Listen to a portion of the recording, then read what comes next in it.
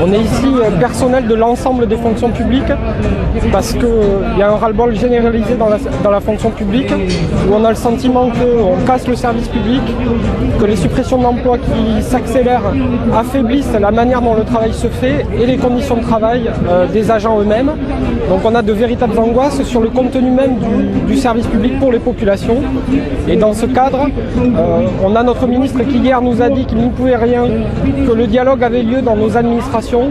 On est là pour lui dire que c'est pas vrai. On demande à être reçu par le préfet parce qu'un des problèmes actuels, c'est qu'on n'a pas d'interlocuteur si ce n'est dans nos administrations elles-mêmes, avec des directions qui sont souvent sous contrôle de direction nationale et qui n'ont aucune marge de manœuvre.